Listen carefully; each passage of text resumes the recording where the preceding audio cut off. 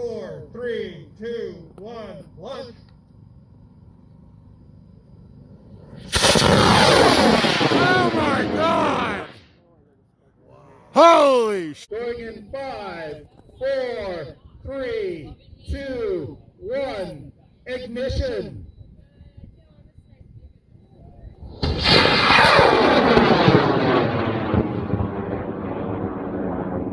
Wow!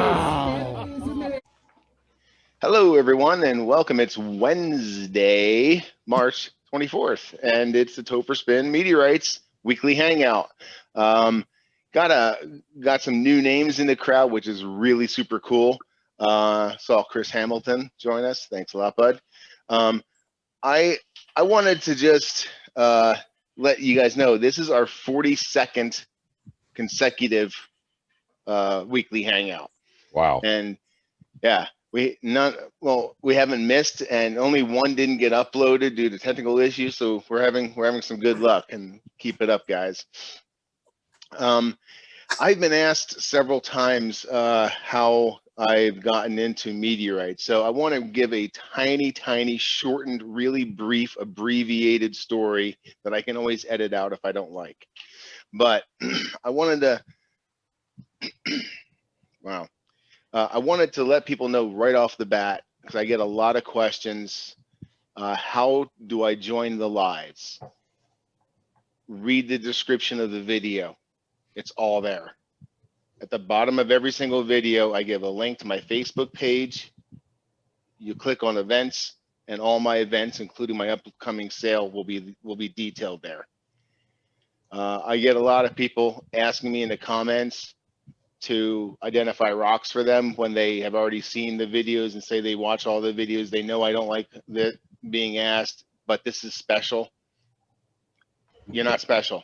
I don't want to look at your rocks. I'm sorry. There's Facebook pages for that, and I will gladly put them in the notes below. If you'll be so polite as to watch the video, read the notes, and contact them. There's geologists in those groups.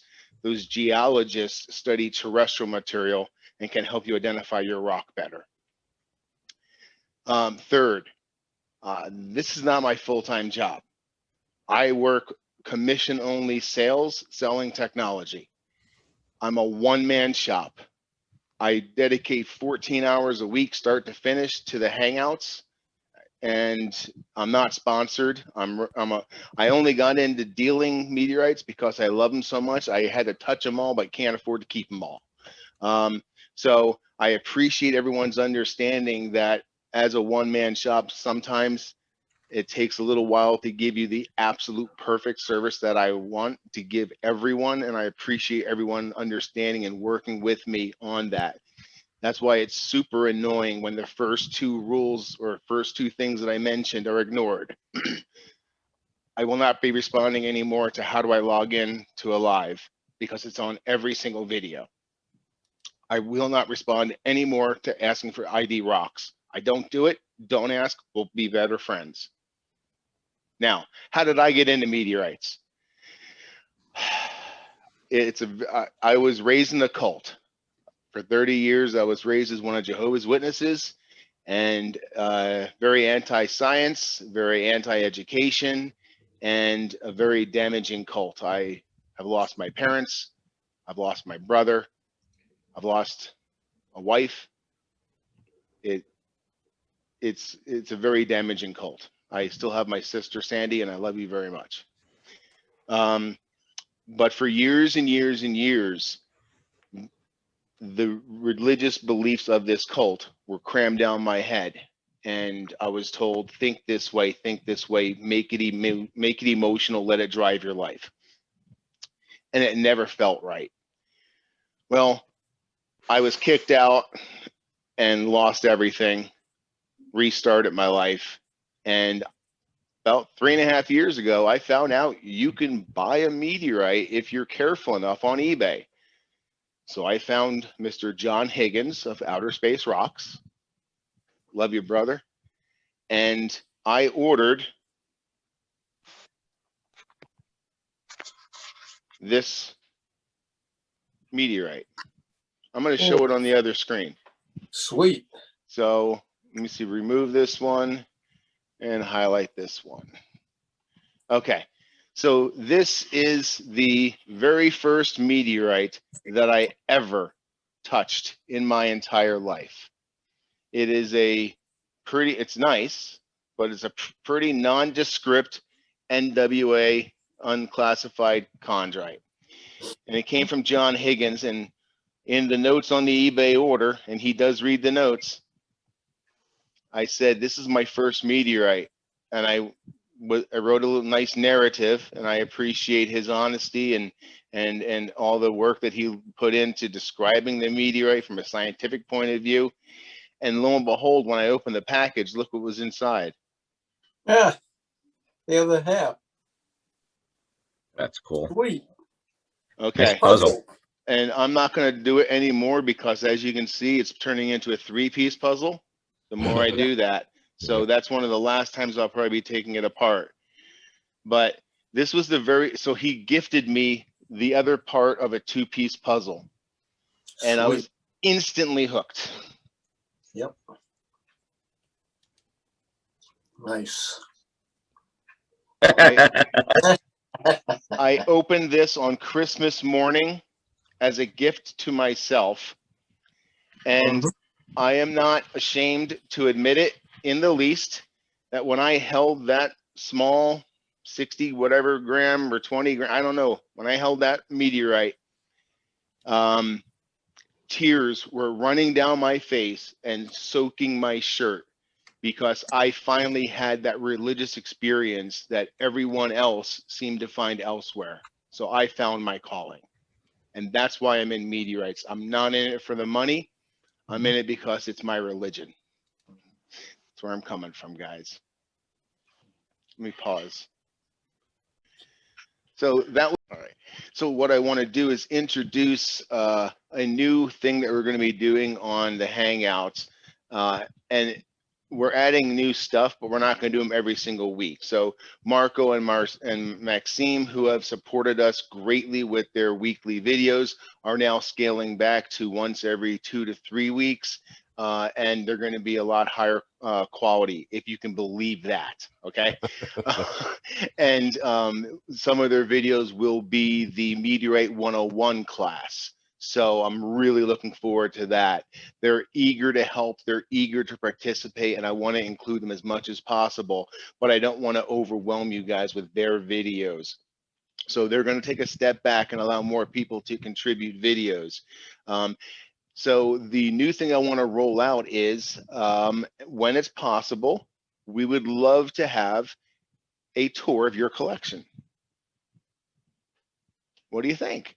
You shoot a video, no music in the background, shoot it widescreen, make it high quality, and explain to what we're looking at. Make sure it's in focus, do a little editing, spend a little time, and we will be glad, more than happy to feature your collection or a part of your collection. And there is no judging, there is no budget here. It's if you have a nice collection of $20 unclassifieds, we want to see them. That's part of the goal, is to get to know each other and get to know each other's collections. We've been seeing Marco's and Maxime's collection, and we want to see other people's collections as well. Does that sound like a pretty cool idea, guys? Sounds good. I like the idea. Yeah, Nice. absolutely. Okay, awesome. Well, let this be fair warning. It's open game. Whoever submits first, I will review your video and we'll put it out there. The only reason I ask is no music in the background is because I don't want any copyright issues. So that would be greatly appreciated. Does anyone have any news or information that they would like to share with the crowd?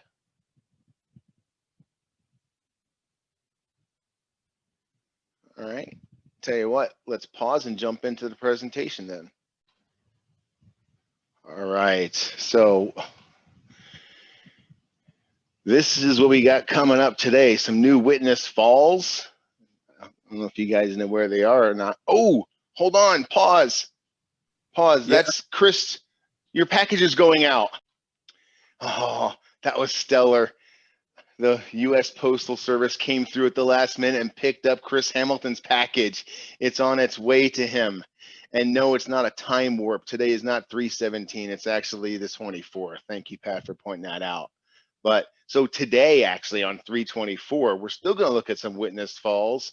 Got an update on Mars. Meteorite 101 class. Class number 3, we're going to talk about the third main group of meteorites, the Stoney-Irons. And again, it's going to be a short level, very entry level discussion. We got a great lunar video this time, astrophotopgraphy from Marco Gaisser, and then Raymond Borges is awesomely giving us the Kepler tour, Keppler-22b tour of the universe.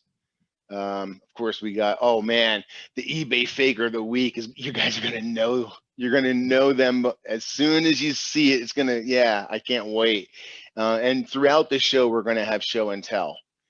So I don't know if you guys and interject and interrupt whenever you guys want. But if you're fans of this YouTube channel, you may also want to pay attention to the American Meteorite Society or Meteor Society. Here's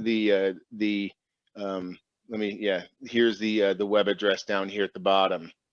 They actively collect all the reports of observed meteors and consolidate them into reports. So the information I'm showing you is mainly coming from them, and I get their information weekly before the shows. So you get information like exactly, you know, you'll see the exact same occurrence of the meteorite from different reporters, and they'll tell you what they saw optically, what they heard audibly, if there was any physical effects, meaning reverberation, sound effects, seismic activity on the ground. So here's another video down here. I think this one plays. Let me see here. Yeah, the American Meteor Society has really upped their game in the last year or so here. The graphics on their website are significantly improved. A whole lot more work on trajectory and yeah, a lot of cool work.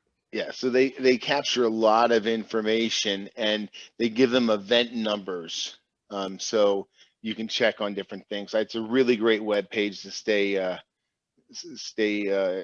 in touch with. This is the kind of data that you'll get from the web page, where you actually see the direction of flight of the meteor. Again, we're talking meteors, not meteorites. They're looking at them in the sky. So over Maryland and Pennsylvania, a meteor was seen. And what I have here is a heat map that demonstrates the observers to the phenomenon.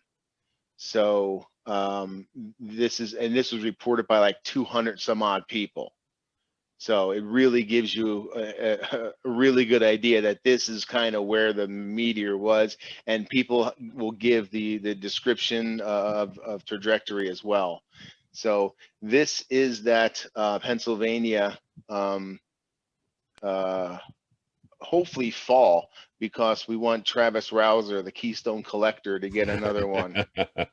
Yeah, so watch, especially as we get about halfway through this video, there is a there's 2 pieces traveling parallel in a couple pieces of this video, and really nice fragmentation.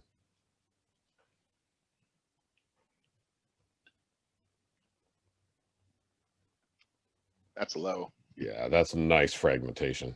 Well, that's close to the horizon. It was over the horizon. So there you could see a parallel path. Mm-hmm. And on this next one, you'll see a parallel path as well. Yeah. Okay.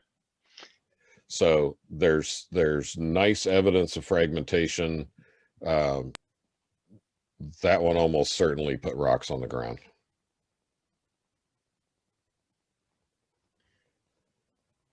And this is a weird occurrence, because I'm starting to collect these videos now, so I'm going to put a montage together after a while. But we've seen lately, like the one in the UK, fragmented beforehand and came in with 2 pieces. So I'm going to be tracking that to see if early fragmentation or multiple pieces like that results in any different meteor type. And recoverable stones and the whole thing. Yes, exactly. So the other event was caught over Cuba, and this is a amazing picture right here from here's his Twitter or Instagram handle. I'm sorry. So there was an event caught over Cuba, and you can see it showing up on the weather Doppler, which I think is pretty cool. So here's the actual video of the event, and people were saying it lit up everything in the sky as well.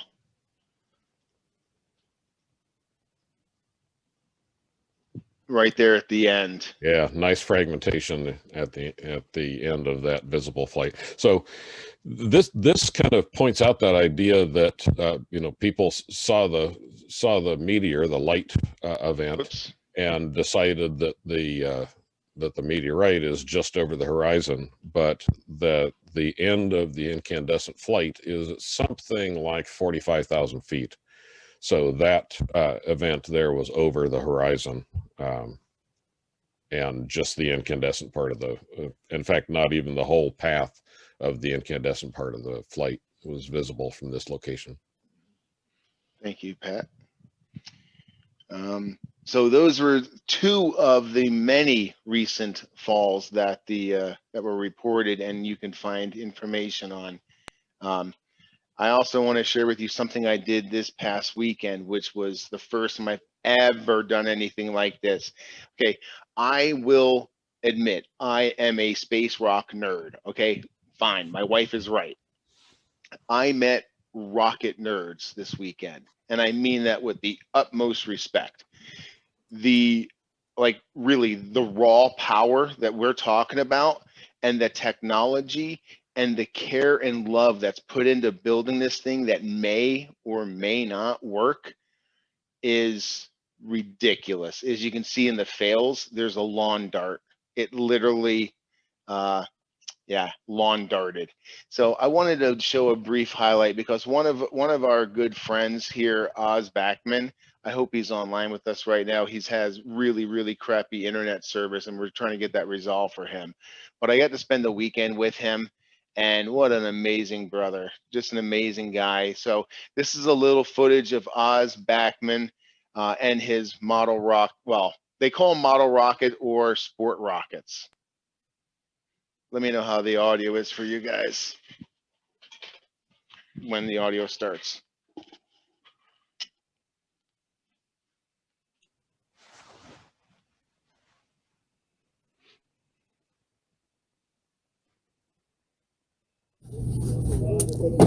Just filming you doing your work, man.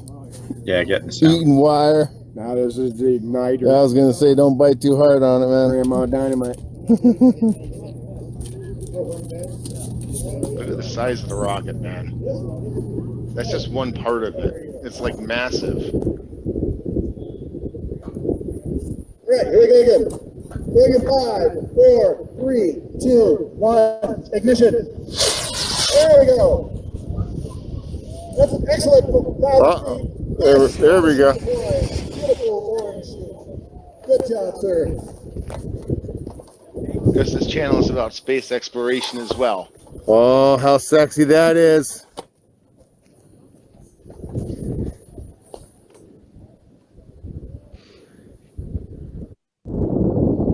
Get that in there nice, man. A surefire, huh? You betcha. Yep, that's right. Whack. 3, 2, 5, 4, 8. Again, 3, 2, 5, 4, 8. Whoa! There's like redundant systems and GPS trackers and altimeters and all kinds of electronics packed into these things. That's just a weird name in today's market. Enjoy, folks. Excellent flight. Holy crap, dude. I know, I keep on saying that. That's beautiful. Look the size of that monster. The mega DX. You're gonna need it. So you test continuity over here? I'm not getting married. I'm gonna Down for safe, up for enabled. The power on. Alright, I'm still waiting for some action out here, folks. Come up and get your raffle tickets. We got 6 for $5, 12 for 10. He's going for 12 tickets. Coming out of that channel, so it should be good. Next time you see it's going to be in the air, folks. That's Oz is about to light it off. Hey, Oz, man. What's up, brother? Alright. Love you, man. Alright, ladies and gentlemen, we have flying at the 100-foot mark, the white and red rocket with the black tip. RJ, watch out behind you. Wait, Thank you. Alright, we have Mr. Oz Backman. Oz! Sorry, Oz Backman, flying the Beast, The Beast. on a K456TM motor, RMS. It is a dual deploy with main at 500. Range and sky are clear. Did we do it? With the rocket? Yep, you're fine. All right, okay. Going in 5, 4, 3, 2, 1, ignition. Hold the bear. Jesus. Wow. Well, we just got a little guy to start flying its first rockets. Holy I crap. haven't got it out of the truck yet, but I haven't got the data from it. Let's see if we can. I don't know why it stopped right there. Oops. Let's watch that again. Yep, you're fine. All right, okay. Going in 5, 4, 3, 2, 1, ignition. Hold the bear. Jesus. I'd like to say that Oz had two launches Well, and we 2 just got a safe little guy recoveries. to start flying its first rockets. Holy Yeah, crap. they put titanium flecks in the fuel to make the sparks. How high did you get, Oz? That one was 5,043 feet. Nice. Holy cow. I'll tell you, like, you feel the thrust. You're there. You're living it, man. It's like, and his was spectacular because he has a special motor that he chose that he with the black sparks sticking out, and which is it's spectacular. Yeah, and so we were there visiting the Superstition Space Modeling Society's Spring Launch Fest or Spring Blast. What a welcoming group of guys and girls, a lot of first-time launches, a lot of kids, a lot of really advanced people. I'm going to, next time I go, I'm going to be launching, even if it's a kid rocket, I'm launching my own rocket because it looks like a blast. And look at this picture up here in the corner. That was a beautiful capture, a canopy with the moon in the back. I was really happy with that one. So congratulations, Oz. Thanks, buddy. You don't have the other one where you said "Holy Shiite," did you? Yeah, I have so much media to edit. It's crazy. So yeah, but I would love. I have a 15-minute long video on my Facebook page. That hold on, let me stop this for a second. I actually have a 15-minute video compilation of the entire weekend launches, whether they're successful, nominal flights, or if they were night flights, because they have some that are wrapped in LEDs and see-through tubes and just redonkulous stuff. So you see these rockets go off in the middle of the night. You can actually track it. It's hard to see during the daytime, but at night they don't launch as high, but it's still remarkable. So it's broken into 3 categories: nominal flights, night flights, and then fails and tangles. So unfortunately, the Saturn V5 blew up on the launch pad. Yeah. So that was unfortunate.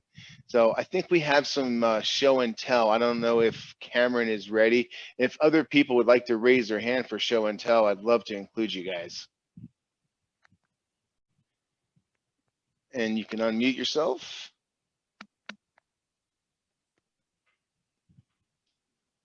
One, go. Yep. All right.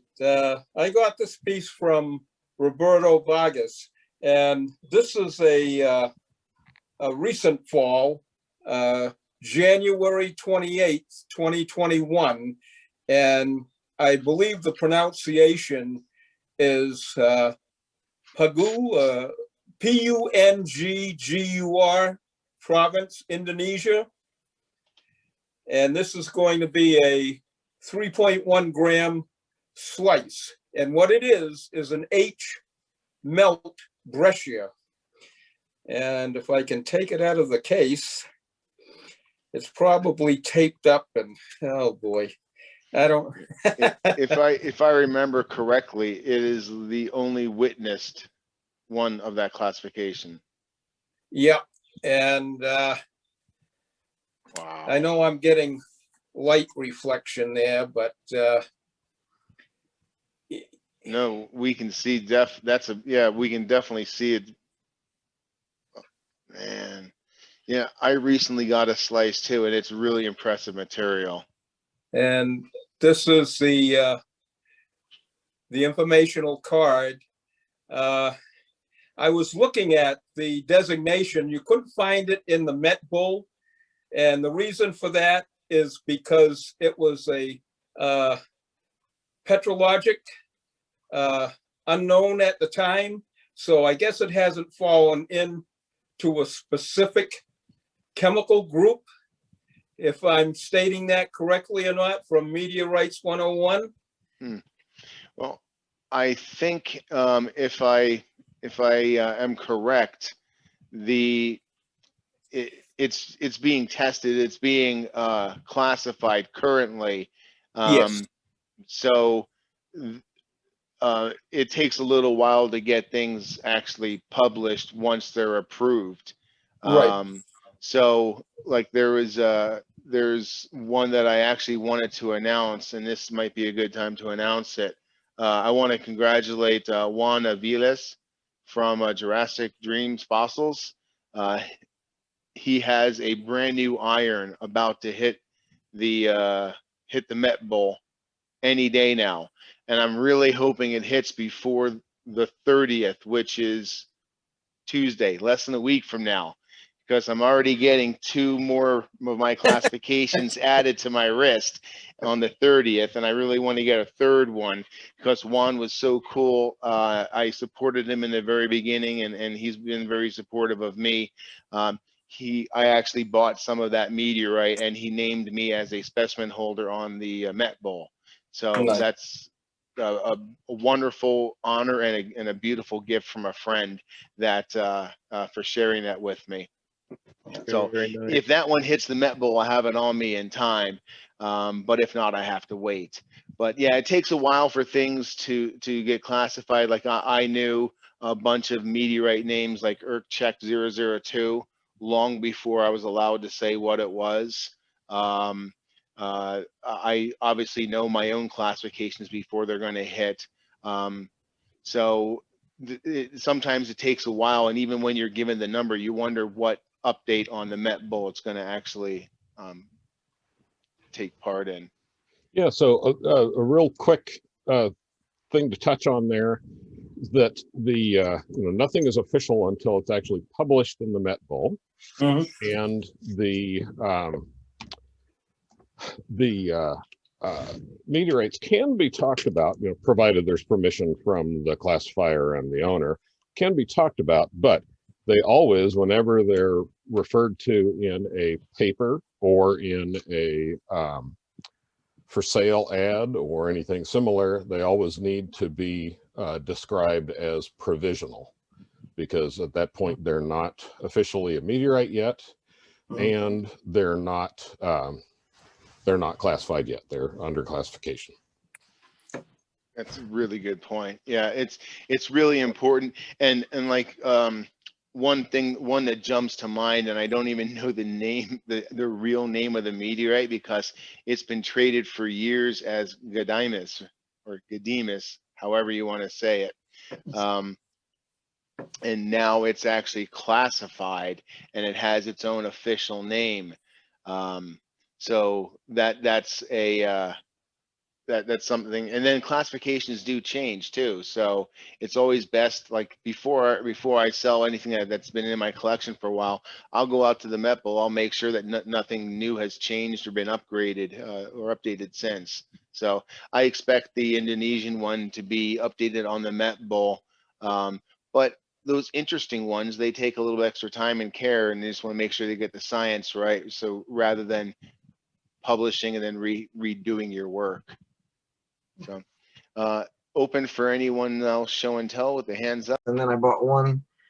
I'm gonna be posting this one on eBay. Probably gonna break it. Oh, I'm so sorry about that. I'll have to fix that in a second. Hold on, I'm pausing. Yeah, so all right, we're checking with Mike Kelley.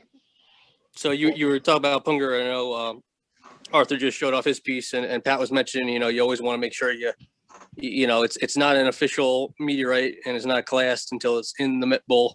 So yeah, on the COAs, it is provisional right now for Punguur. But they were mentioning, the one piece was taken and dipped in water to make elixir. We didn't discuss that while we were recording. Could you retell that real quick, Mike? Yeah, sure. That was something that Raymond brought up, and that all the pieces so far out on market are from 1 kilo, little over 1 kilo stone that was recovered by a husband and wife couple out of basically a puddle. But one of the hammer stones that went through one of the roofs was taken and dipped into a fish tank, and then the water from that tank was passed around, which was supposed to prevent COVID and be healing. So what I got in there was I got my piece. The backside had a little bit of a saw mark on it, so I went and cleaned it up, and that's my version of the elixir sitting in there. When that one shipped from Indonesia, it was packed very carefully in a bunch of Kleenex facial tissue, and so I asked Mr. Vargas if that was magic healing facial tissue, and it's available by the gram. Wow. Yeah. And I know is that the actual water? So that was actually what I used when I did. That's actually alcohol in this one. This is actually what I used when I did a little bit of I had one saw mark on the back.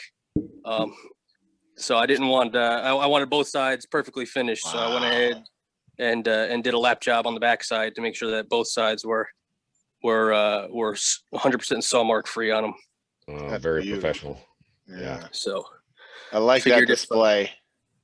Yeah, so that was kind of funny too. There was Roberto was doing a lot of sales on the material, so I guess he had just run out of cases when I got to him. So I got mine in Altoid tin, and it was too funny to pass up keeping it in there. That's awesome. No, I know, I like that. I won't steal Cameron's reveal, but part of the reason there was a little bit of confusion on that was I kind of did a three-way, well, I guess a two-way trade with Roberto, and I ended up handing over a bigger piece of Kolang tile and got a piece of Santa Filomena roof tile from him. Santa Filomena is from Brazil last year? Yes. So I got a piece of tile to go with that. And I also got a piece, very small piece of the Kolang roof tin to go in there with Kolang. And Very nice. that's from Indonesia, another recent witness fall. Yes. So those are the two Indonesian ones together. And like I said, Roberto covered it last time. It's crazy that there's over 1,000 islands, or I think 10,000 islands there, And you know, those two falls happened on the same island. That's So, beautiful. what is the chance of that? And this was my pride and joy for the week, I guess you could say. I've been waiting for this to make its way through classification for a while. So that is officially now NWA 13746, CV3 Oxy 3, number 3 in the MetBull. Wow. Nice. Whose classification is that? Yep. That's my first one. So it's That's your CV3 Oxy 3. Wow. Congratulations, man. Yeah, Thank you. Awesome. That's great. And it started off small at like 22 grams, and that's basically all that's left. My my two kids each have a piece of it, and they're listed in the MetBull. That was my surprise for them, you know. So That they is were so excited cool. to see that, and then this is 13 gram end piece, and that's all that's left. Dude, I love that you did that for your kids. You're an awesome. You're a great guy. You know that. They helped cut it and helped prepare the thin section specimen. So it was fitting that they each get a little piece of it and get their names in there. That rocks. That's great. That's when meteorite collecting becomes a family thing. Awesome. Thank you very much. Did you want to show something else? No, that's it, man. Thanks. All right, awesome. That and what really makes it great, and I talked about in the meteorite valuation, how you put a value on a meteorite. One of the things that goes with it was the story. So the story behind that one being your first one, being an ultra rare one, and then having your kids named as co-mass holders is just pretty crazy. I like that. Let's go and check in with Raymond real quick. And are you ready for what you got, buddy? Yep, I'm unmuted.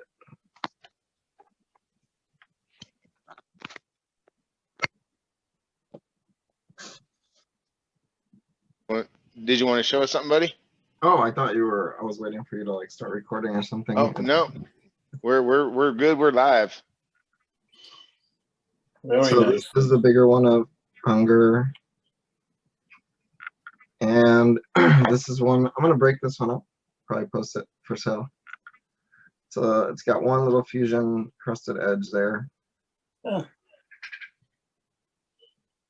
Nice. And then these are some little pieces of the roof. This one is Agua Zarcas. And these are from, this is from the corrugated metal roof. I just cut some pieces off of the corner before I had it framed.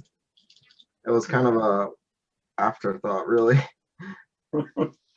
That's great. I need to wrestle one of those from you. I've got, that's what I've got left of it. This one has a little tiny paint, but it's gonna be impossible to show it in the video. It's got one little edge with a little bit of paint and a little piece of the roof. And that's Agua Zarcas, another witnessed carbonaceous fall. That one was in Puerto Rico or Costa Rica. Costa Rica. All right, yeah. And, so and Raymond is a hunter of them as well. When there's a fresh one, he's on a plane, and we're gonna be checking back in with Raymond later for the tour of the universe. So stay tuned for that. Now we have Cameron Smith. Let me just go ahead and can you turn your camera on? It is. There we go. Oh, okay. Sorry, you moved. My bad. And spotlight for everyone. All right, we're ready for you, buddy. All right, so I went in with my usual partner in crime, Michael Kelley and Roberto Vargas, to get ourselves some Punguur tile fragments. So hopefully there's room in your case for one of these. There's room in my case for one of those. Well, I'm only going to be left with the one, so oh man, you'll have to barter with one of them. The other is a piece of the Kolang metal roof that hit. In my collection, it's still Santa Nauli, because that's what we thought it was. Whoa. So way back when, it was the meteorite of the month in September. That So, is awesome. I will be cutting that in half and sending half of that to Mr. Vargas after I've dropped it. That's cool. Hammer effects, baby. Yeah, I totally. You can cut that in thirds if you want, just to let you know. Yeah, I would not mind some hammer effects. The only really hammer effects that I have, I didn't know that they were going to be so popular, were the Park Forest glass. As soon as I put those up, people started grabbing them. So I have Chelyabinsk glass. That's about it as far as hammer stuff that I sell. Anything hammer related, I'll definitely be interested in talking to you about. So let me hit pause 1 second.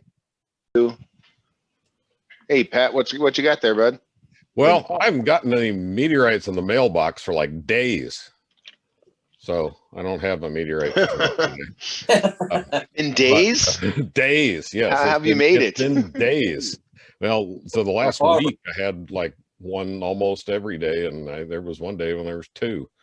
But I was offered this this Isomet, and this is actually my fourth one of these. One is a parts machine, but I've got a couple of this one. Literally just got here today. I haven't even had a chance to clean it up yet. But I thought we would. Okay, now shield your eyes. There might be sparks. This is the first time this thing's had power. Okay. And science. That red light's coming on. That's a good thing. And so if we set the speed and hit start, look at that. Blade goes around. This one, the blade's got a little wobble in it. This is not really the perfect blade for this saw, but this is a low speed saw, and the advantage, this is actually not for the meteorite business. This is actually a failure analysis tool, and so in this hole on the arm, you mount a vise, and this thing can be set to cut through the sample, and you've got a mix and match set of weights here to get the right amount of force, and a counterbalance weight in the back. And there's a little arm that as soon as the thing is cut through and it touches that arm, we're not gonna be able to see it back here. This screw goes down and touches it and shuts us off. So the reason I've got multiple of these, this one's way newer than all of the rest of mine, but I will have one running with distilled water, and then this one I intend to run with either isopropyl or denatured alcohol, one or the other, to be able to do cutting without exposing any of the metal to water. Is there anything else that you would cut in alcohol versus water? Yeah, so there are some new things. There's some meteorites have halite crystals that we've proven. This is the halite is a type of salt crystal. Halite is just salt, yeah, sodium chloride. And they were originally found when you cut in water, and there's a socket hole that's crystal shaped in the meteorites, and so they started cutting with alcohol. This possible R chondrite I cut with water, but I've been lapping it in alcohol. The troilite, which are most of the lighter sort of metal looking things there, they tend to react pretty quickly with water, and so I'm using alcohol to avoid any reaction with that. Well, that's my show and tell for the day. And that's going in for classification? This one will be going in for classification. Yes, the next task is to select bits and pieces for having some thin sections made, and then they'll be off to the thin section maker to make some double polished, uncovered thin sections, and then I have to select a type sample, and it'll be off to our classifier to the stars, Daniel Shake. That's awesome. Very cool. I do want to show a little bit of respect. Could you please lean in and show off the lab coat and tie? Oh, I mean, yes. So we have Professor Brown with us tonight. Now, that is Professor Pat Brown, not to be confused with our Fisher hat guy, Patrick Brown. So we got two Pat Browns with us and one hangout. Like, what are the odds, guys? it's a pretty common name. I do genealogy too, and it turns out that the Brown family name, you know, there are some Scottish clans that claim the Browns and some Irish groups as well, but turns out Brown is a fairly common name. If you were on the lam from the law in the UK, Brown was a fairly common name to go under. Hide yourself under. Yes. Nice. Thank you, Cooper. Yeah, no problem, man. Well, I figured we will switch over gears into Meteorite 101. And today we're going to be, well, I need to get my setup. So now we're into Meteorites 101, and this is class 3, focus on the next type of 3 main classes. Actually, they're broken down into 4, so we'll break them down into 4. But today we're going to be dealing with this group, the Stoney-Irons. It really shouldn't say Pallacite meteorite. It should say Pallacite and Mesosidерite or Mesosidерite, however you prefer to pronounce it. But this is what we're looking at today and we're going to have deep dive a little bit into this area in here and why and how it affects what we have on the outside. So as a brief recap, we have the Stonies that are from the outside crust. We have the irons that are from the liquid metal core. And then we have the Pallasites, or the Stoney-Irons and Mesosiderites. The main class is Stoney-Irons, but they're broken down into Pallasites and Mesosiderites. And we're talking about differentiated stuff because it's gotten big enough, generated enough heat through radioactive decay. The heavier stuff's pulled to the center, lighter stuff floats out. And we're talking about this really, really sweet spot called the core mantle barrier. And this is the eye chart we keep coming back to, and we're just picking off little pieces. We started off here talking about chondrites because it represents 94% of all meteorites recovered are stonies, chondrites. So that's where we started.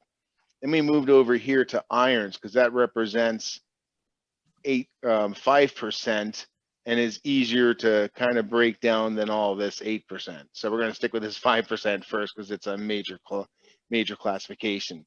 So now we're actually focused on this percent, and it's only 1.2% of all meteorites make up the Stoney-Irons. They're broken down into the Pallasite group and the Mesosiderite group. Within Pallasite group, there are subgroups. There's a Pallasite main group, which I think if it's just a Pallasite, it's generically been confirmed to be a Pallasite. After more testing is done, they can decide, yes, it is definitely a Pallasite, but it just falls in the main group. They can do the testing and decide, oh, wow, the levels of pyroxene are high enough where it qualifies to not be in the main group. It falls into this group.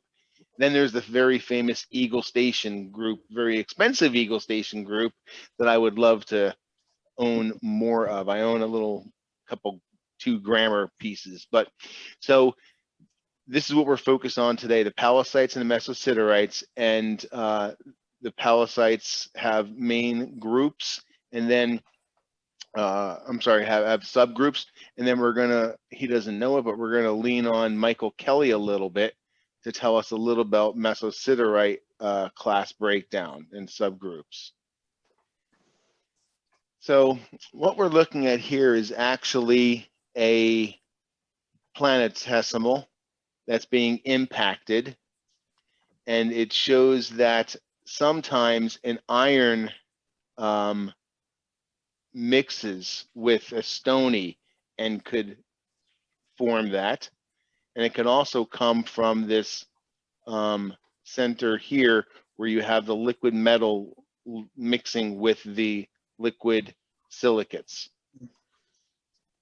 Yeah, so to clarify a little bit, they're liquid at some point because we're talking differentiated meteorites, but at the time of impact, we believe that those are solidified, at least the metal core and the mantle. Correct. Thank you. I'm nursing a sore throat, so bear with me, guys.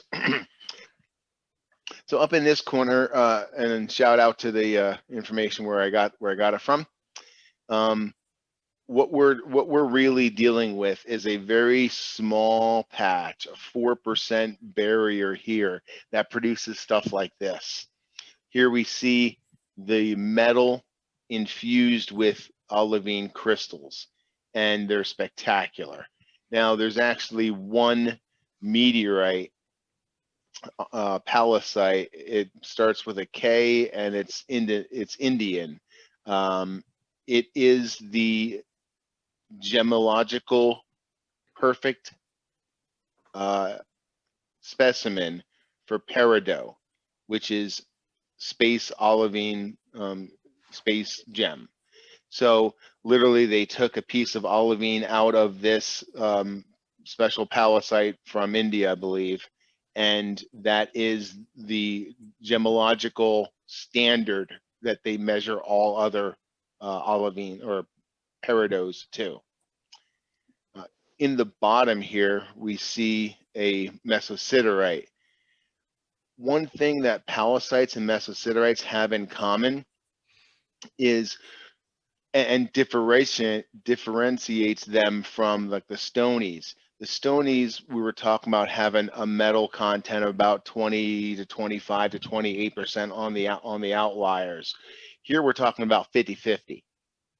There's as much metal as there is silicates in these.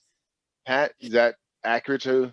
Yes, absolutely. And there are some really interesting pieces as well that of the Pallasites that are really transitional, that show, you know, one half of the slice is just metal and the other half has olivine crystals, and that's right on that hairy edge between the core and the start of the mantle, or the mixing between the core and the mantle.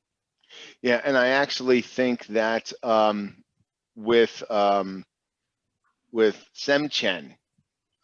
when it first fell or was first recovered in 1967, Russia, I think, what they found first were called siderites. They were the metal portions. So when they were actually cut into, they were, I'm going to say 100% metal. They weren't 50-50. They were they looked like iron meteorites. Right. So initially they were classified as siderites, or as irons. And then when more were found that had there we go. If we look in the corner there, you can see James with the with a piece of, oh, that's a transitional slice. Yeah, that's a beautiful transitional slice. Yeah.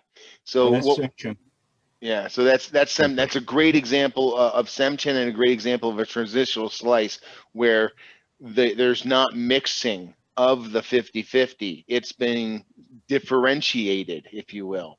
Mm-hmm. So awesome. Thank you very much, James. It's great to have an example handy, just like that quickly. Is that why your hand was up? Or yes. Okay, awesome. Thank you. Yeah, I love participation. And also I do want to let people know that especially one person in particular, Chris Colvin, if you're watching right now, you see my laser pointer? Eat your heart out, buddy. This is a 1-of-1 main mass, and I own it. I'm watching right now, and I am glad you have it. Oh my God, I had no idea you were on. Oh, Thanks, bud. Rub it in. No, really. You're lucky this is a family-friendly show, Topher. Whoa. Bruce, I really had no idea you were on, Chris. Bruce, what do you got, man? You're muted, by the way. Yeah. So this is also Semchan. And you can see just that, you know, it's almost all iron except for that little edge. Nice. Yeah. That is a very shapely piece. Yeah, I liked it. There you It go. kind of reminded me of the Star Wars Rebels logo. Yeah. Yeah. It also probably make a nice little. Yeah, if you ever get locked in your car. to- I have a question about the Widmanstatten pattern on that one. On the top of it, on the very peak of it, they look to be going in one direction and uniformly, and then otherwise they're jaded or mixed. Is that accurate? Yeah, it actually looks like it's three. Up here, it's going one way. Mhm. Here, this area is different, and then there's another one over here. So they're all. It's kind of. Yeah. Very nice. Spectacular. Thank you, buddy. Yeah. So within the meteorite classifications of Pallasites and Mesosiderites, there's a mixture, and there's always oddities. Like I said, when they first started finding Semchan in Russia, they thought it was all iron. I don't know if I actually finished this slide. So you're looking at a raw, unfinished. Oh no, actually I didn't. No, I didn't finish this. Oh well. So Mesosiderites are up to 90% iron. We were talking about chondrites stopping at the 30 mark, just for rough numbers. So we're talking about up to 90%, and that was a great example we just saw. That was a little higher than 90%. I'm going to have to tell you. Now, Mesosiderites are breccias. They're composed roughly of equal portions of iron and the silicates. So Mesosiderites are more 50-50, and the I don't know if it basically. Yeah, I think you've got information from multiple sources there. Yeah, I didn't finish this slide. Let's just move on to the next slide. Well, but I think that illustrates a good point there, in that these are things that we're learning about constantly, and the population of Mesosiderites that we have studied has grown significantly, and we're learning new stuff all the time. So it's not a surprise at all that some references, especially older ones, even if they're only 20, 30, 40 years old, may have different information than the most current information. Yeah, thank you. Yeah, because this is obviously an unfinished slide, I'm reading things that don't make sense and they don't correlate, but this is a finished slide here, and this is maybe where I can lean on my my friends, my crew members that have a little bit more knowledge and geology than I do, and the subtyping of Mesosiderites, whether it's Chris Colvin, who classified that 1-of-1 that I just showed you, or Mike Kelley. Hey, how's everyone doing? So one thing about the Mesosiderites are, yeah, they do subtype, and they subtype into 3 alpha numeric groups, right? So the first alpha numeric group is the A's. And if you look at the composition of the silicates inside there, so an A-type Mesosidерite is going to have more plagioclase than it has calcium pyroxene. It's going to have more calcium pyroxene than it has orthopyroxene. Then you got the B's, and those flip it around. So they have more clinopyroxene in them than plagioclase, and they still have more plagioclase in them than orthopyroxene. And then finally, you got the C's, And those have an abundant orthopyroxene ratio with traces of calcium pyroxene and plagioclase. So they're almost all orthopyroxene as far as the silicates go. So that's how they take a mesosiderite and break it down into an A, B, and C. And then within each of those groups, they have a texture to them. So unlike the numbers that kind of relate to strictly how you had the 3 starts as metamorphosed at all, moving up to 7, and then the 2 and down equals aqueous alteration. On the Mesosiderites, you just have a 1 through 4, which is kind of giving you lowest metamorphic grade to highest metamorphic grade on the Mesos. And if you wanted to get a quick look, let me turn around real quick. So to kind of give you some examples, this is Vaca Muerta. So that is a traditional A1 type Mesosiderite. This is one of the NWAs. This is NWA 10882, and that's a Mesosiderite A2 type. Let's see if we can get a view of it a little bit. Here's another NWA. This is 13302, and that's a Mesosiderite A3. And as Topher was saying, you can really see that the content in there is a good blend of approximately 50-50 silicates and metal, and they are kind of breccias. So you'll get some pebbles or nodule looking bits of iron in there sometimes on the bigger pieces. That's a beautiful Most of mine are piece, pretty by the small. way. Yeah. This is another NWA. This is 1912, the Mesosiderite B2. So we've now moved into the Bs. So that's where that clinopyroxene has overtaken the amount of plagioclase inside the silicates. Shout out to Chris. I didn't think I was going to get any of this. This is that 101. So as you can see, some of them, they do have textures that split, like Esterville is a classic one where it's kind of between a 2 and a 3 classification, things like that. And you got Bondoc, which is another classic, as a Meso B4. And you have finally the Meso Cs, which there are 2 of those. I'm sorry, 3 of those, Meso C1, 2, and 3. I am lacking all 3 of those. All I got is one that made it to the C without a petrology. So that was kind of my take on the Mesos. And got someone who wants to say hi to you again this week. Hi. Hey, how are you, sweetie? Hey. Good to see you every week. Congratulations on being in the MetBull. Yeah. Big congrats. What do you say? Man. You say congratulations to you. Thank you. That's super cool. All right, so hold on 1 second.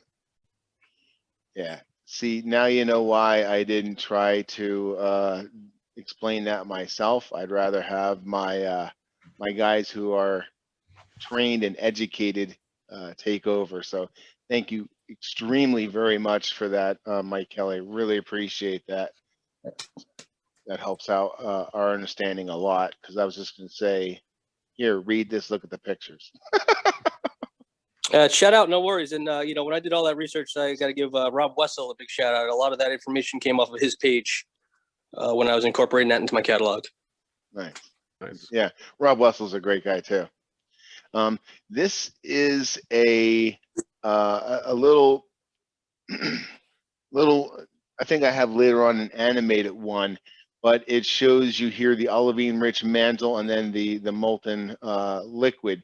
And then after it's been impacted, it kind of mixes together a little bit, is some of the hypothesis. Now, they say, here, the force, terrestrial planet, I was hoping, let me see here. It must have been something else I was reading. It talked about the gigapascals of energy it needed to create these things. But I wanted to show you a little bit of information and a little bit of way we can identify Pallasites. There was a good example here of how to, now again, we're not scientists. We're not going to look at this and be able to tell different classifications. But when I see something like this, I know that it's in the same classification as a Townsend. I have that, and I know they look very similar. this looks very much like Bondoc, you know. So once you start getting into meteorites, you start recognizing them. So when you're looking at Pallasites, the other stony irons, one of the things you're looking at is the crystal structure and the metal structure. And what I have here is a representation of going from Admire, which is a Pallasite found in Kansas, to Imelak, a Pallasite found in Chile, and Brenham, another Kansas Pallasite. So go figure. And if you one know, other, sorry, Topper. Go ahead. One other interesting thing that's at play here too is that just as with the olivines that we talked about in the first installation of Meteorites 101, these olivines have a steady state substitution for iron and manganese or magnesium, sorry. And when you are towards the iron rich side, they are a darker brown. When you're kind of in the middle, they're more of this golden color. And when they're on the magnesium end, you're going to get more of the green color, more of what terrestrial peridot or olivine looks like. Wow, I did not know that. Did not know that at all. That's really interesting, because that slice of Semchan that I had, it's like the crystals are really dark, but as you get to another slice of Semchan that's more, well, that's almost all crystals, the crystals are so much lighter. Yeah, I have a few slices where of different Pallasites in general, where they have amber. Well, as you can see on this, we have amber and golden, or yellow. So I would call those amber, especially that one, amber and golden. But they're beautiful, and I love to look at them. And especially when they have different colors in them. The actual purpose of this slide is to show the crystal structure and how they are from angular to rounding to rounded. And hopefully you can see a progression here. You look at the little olivines, all of them have sharp edges. Not all of them, but mathematically speaking, you see a lot of angularity and sharp angles and mixing. And I'm going to show you the process that creates this in a second. But here in the Imelak, which is a very, very, very beautiful meteorite, you see the Widmanstätten pattern etched in there. You see a rounding of the olivine crystals. There's still some sharp edges and stuff and straight lines, but they're more rounded. And then of course Brenham is known to have round olivines. If you look at these, they look like a little snowman stacked up. That's one thing I just love about this slice. I just wanted to point that out to you. So that helps us identify the meteorite a little bit. And yeah, this is the animated one that shows when you have the mixing of this is the Pallasite layer. So we have the olivine mantle, that's where you're going to be getting a lot of the stonies from, and the liquid metal where you're going to get irons from, the solid core. But right here in the middle, you're getting a mixing of these two. They're floating up and mixing with the core mantle barrier, and as they rub together, they get softer and rounder. They start out really angular in like an Admire, move to an Imelak, and then go to Brenham. And that's over time. Yeah, maybe someone can decipher. It doesn't have timestamp on here.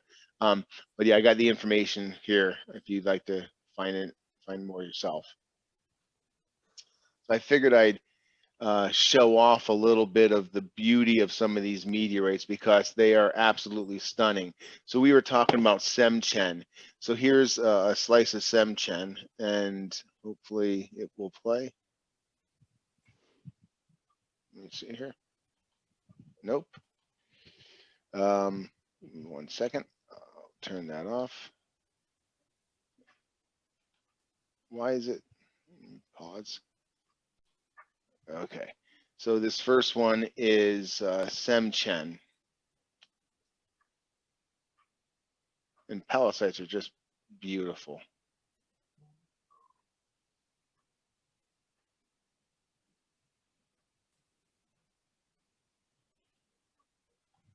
This next one is Fukang. This is from China. This is Oz Backman's piece. I was very fortunate enough to have it in my possession long enough to shoot a little video of it. But it's absolutely gorgeous. And Fukang is known for the large, I can't turn my pointer on right now, but for the large crystal size. So if you look at the crystal size of the Fukang, you'll see that they're a lot larger. Yeah, that is just a gorgeous piece, Oz. Superb.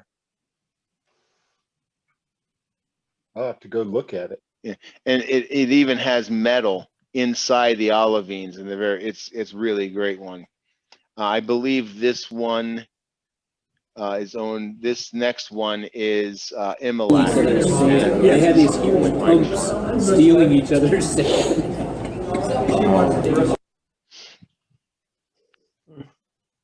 And Immolac has great terrestrial age. It's one of the ones that came off the Atacama, if I'm not mistaken. And for some reason, it may just be the conditions they were under, but some of the Pallasites are really not very stable. But Immolac is like totally turbo super stable. I have one slice downstairs, I think it's Brenham, that has epoxy on one side, and the whole thing is curling and popping into little bits on the on the shelf. This one is extremely gorgeous, and what you're actually seeing over the top of the crystals is actually the fusion crust. That is actual fusion crust covering the crystals right there. Yeah, just a devastatingly gorgeous, beautiful dream piece. Now, I put this next slide in because I'm hoping there's someone smart enough to talk about it. And if not, we'll just click to the next slide. I love the awkward silence. It's great. Oh, sorry. Well, I was yammering away. Oh, good. Good. So this is a little bit of an odd slide here in that. So in the nickel iron material around the olivine grains in the Pallasites, we have, you know, that mixture of usually about 7% nickel, about 0.5% cobalt, and 0.5% a whole bunch of exotic stuff, iridium and such, and then the balance of it iron. And so that metal also cools very slowly, and so we get taenite and kamacite. And so in this slide, we're showing a kamacite grain, and then we're also showing a troilite grain, which is an iron sulfide. And that, so in my limited experience with Pallasites, I've not seen troilite in Pallasite slices, but scheibersite is another sulfide. And Michael, you'll have to spot me on this if I screw this up, but I believe it's another sulfide of iron. It's a phosphide, iron nickel phosphide. Ah, good. Thank you. Thank you for keeping us honest. Awesome. Well, I'm glad that there's smarter people than me, because as you can see, I really didn't get to complete this week's hangout perfectly as far as the presentation goes, but I was out shooting rockets all weekend, so that's my excuse. I had rockets on the brain. I'm gonna hit pause for 1 second. So yeah, we are back now, and I was just chatting with Patrick Brown. He's a new guy that was checking us out on YouTube.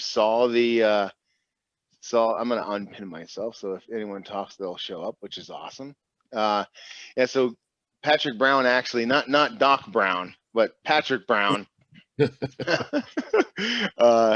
saw us on YouTube, saw a few videos, and decided, you know what the heck, I'm going to read the comments and find out how to join. And here he is. Welcome. Yeah, so welcome. We love having new people. We love, you know, showing all the imperfections that we do behind the scenes and all the bathroom breaks you guys don't know about. It's seamless to you guys, my editing. But yeah, we definitely welcome new people to join us. And Harold White's a new person online as well joining us. So welcome, Harold. Great to have you. Yeah. Yeah, and we'd love to hear more about you guys and see some of the things you're collecting. As you feel more comfortable with the Hangout, by all means interject, especially when you have questions. We love being interrupted when we can answer a question. We don't want to talk over anyone's head and leave them in the dark. This isn't a show-off contest. We want you to come with us. So if we're ever losing you, or if we're ever talking about something and you're like, well, what the heck is a shock vein? Stop us. Interject. It's not interrupting. Cool. All right. Yeah. Now we're going to check in with Marco, our German buddy. He submitted a video this week that features his astrophotography skills. And I forget if in the video somewhere, I don't watch them ahead of time anymore. They're special to me, but I don't know if it was in the video or in communication, but he says, we're going to go moonwalking. So let's check him out. Yep. I have to go to this screen over here. There we go.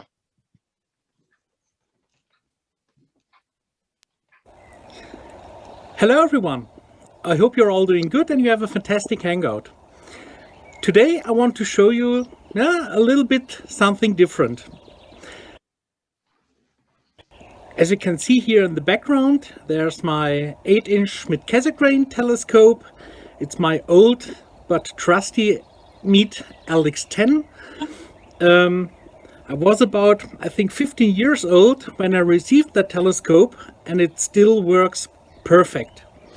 And today I want to show you a live view of our wonderful moon through that telescope. It's the easiest way to make such videos of the moon is simply to use a cell phone holder and a cell phone. Of course, you don't get those high resolution images, but yeah, we will have a look live on the moon. So have fun, enjoy, and come with me through a journey to our neighbor. Nice. Okay guys, here we are. We're now looking during the daytime on our nice neighbor out there. And as what you can see here is the North Pole region of the moon. And very dominant, what you can see here is the crater Plato. On the left-hand side of Plato, you can find the Vallis Alpes, the Alps Valley.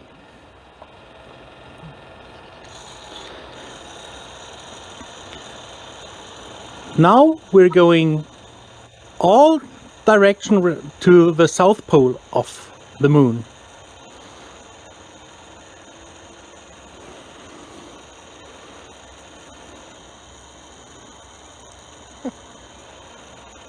And as you can see here, we have nice mountains.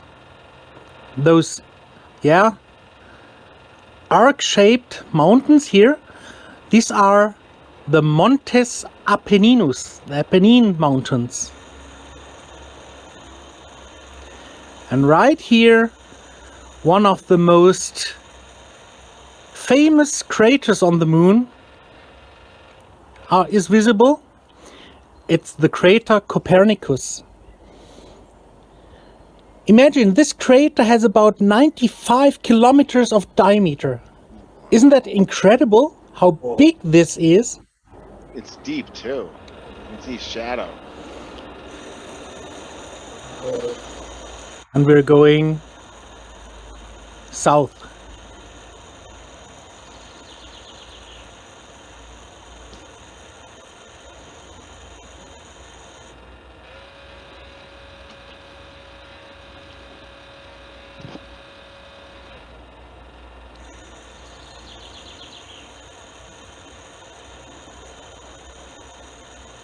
he's doing this during the daytime.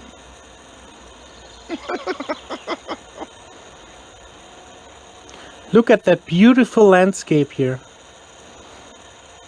A dot inside a crater. There are so many craters. Wow. Look at Another that. dot inside a crater.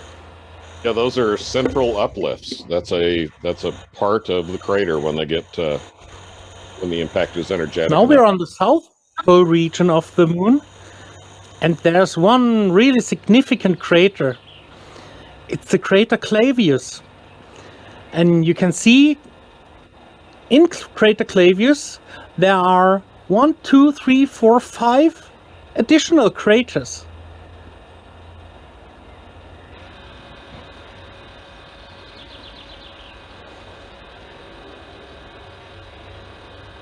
Yeah, that's where you get the shatter cones from too. And those central points, those central uplifts. Right there. That's where the water was, by the way. And in the 1960s, the moon phase actually is a little bit more than 50%, and that's the perfect time to observe the moon, because during full moon you won't see any shadows. And the contrast of the surface, yeah, you won't have any contrast. So it's always better to see the terminator, so the region between the shadow and the brighted area of the moon and the shined area of the moon. And then, of course, you can see all those nice shadows. That's fantastic. I didn't even think of that. yeah, it's called the Terminator. Yeah, in the 1960s, they Yeah, were. now we're coming through a very, very interesting region of the moon. You can see that black mare region here. And look at that right here. In 1969, Buzz Aldrin and Neil Armstrong, two incredible American guys, first landed on the moon and did their first moonwalk there. Exactly Right. in that region. Absolutely astonishing.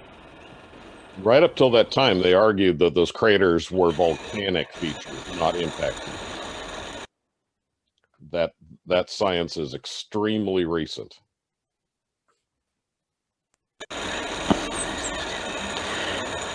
Here in the left corner, you can see a nice mare region. That's the Mare Crisium, the Sea of Crisis. Looks so calm though.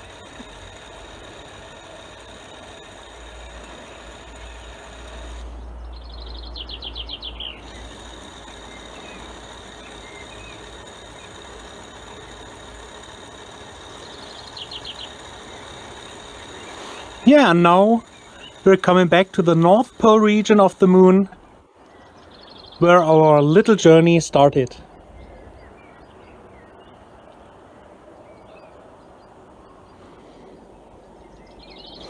Here again you can see the crater Plato.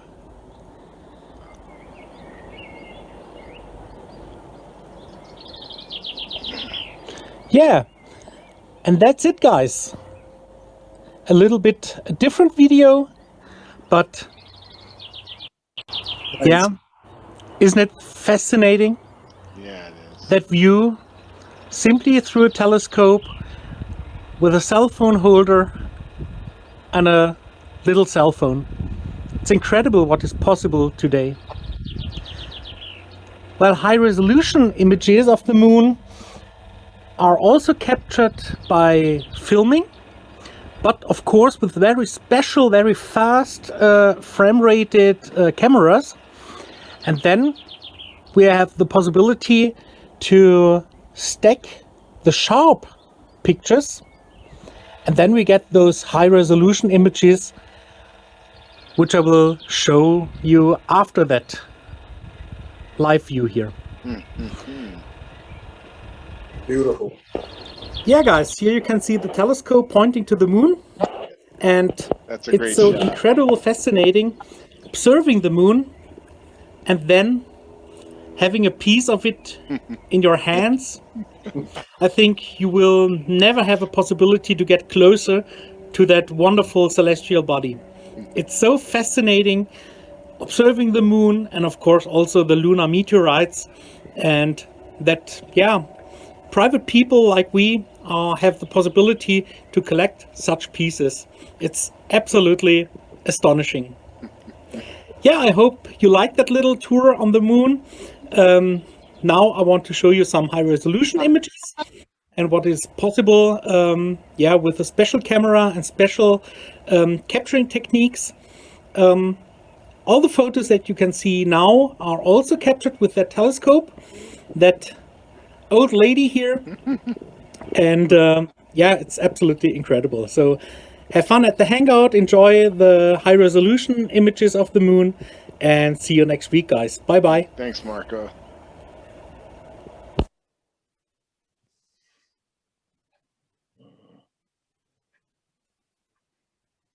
Wow, you can really see the depth of them.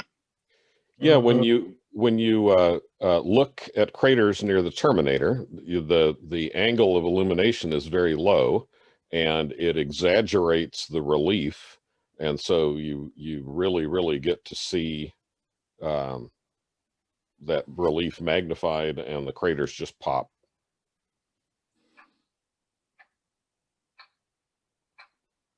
Yeah, the moon is one of the easiest and best things to observe on binoculars or telescope.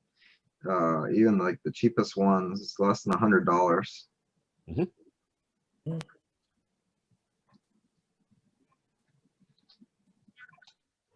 And as you look closer and closer and closer, there's craters on top of craters on top of craters. Because the moon has no atmosphere, all of the impactors come in at orbital velocities. And so even the grains of sand make craters. So the moon's core is cold, completely dead? It is cold now, yep. Yep. Wasn't always that way, but it is now.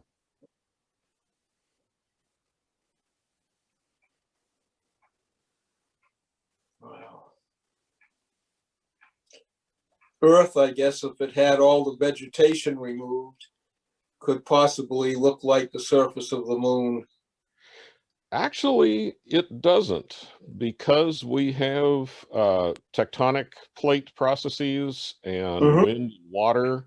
The cratering has been erased. Eroded. Yeah, and the moon, because there is no running water, no wind, no atmosphere. The craters are preserved. Yeah.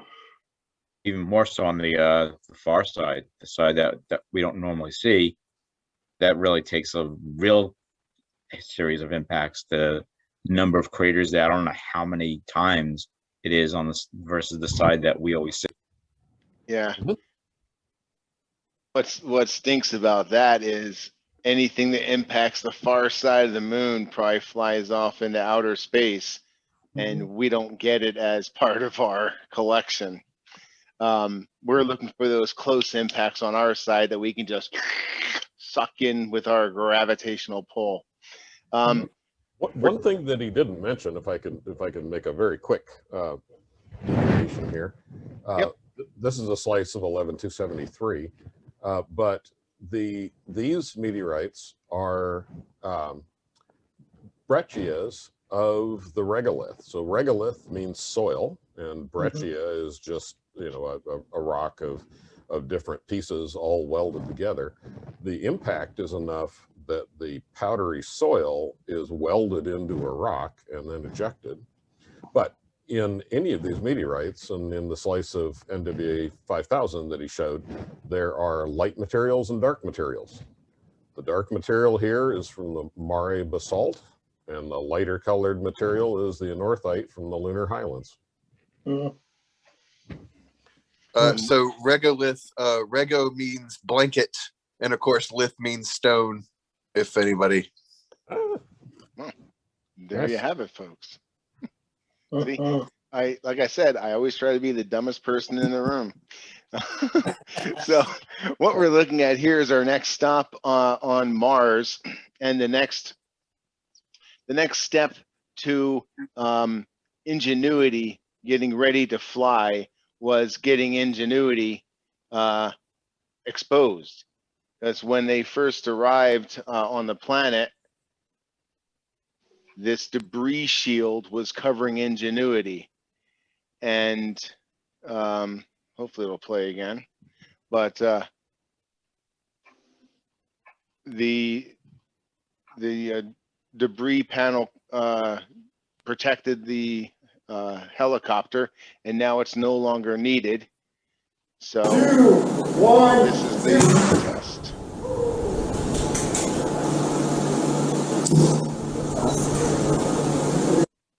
I need to turn the volume down. Hold on 1 second. All right, we're going to try that again, but not so loud. 2, 1, 0. It's amazing that they have to test every single step, every single thing over and over again. Not one thing can go wrong. Pretty hard to make a service call. Yeah. Yes. So this has not been done yet, as far as I know. They have not. Actually, I think it was. I'm behind. I haven't heard any updates, but I think it actually was dropped, and I think it might have flown, but I'm not entirely sure. Yes, I believe that's correct. It did. I did see a video of it flying. It did a short path turnaround and landed right close to Perseverance. Okay, we are pausing recording.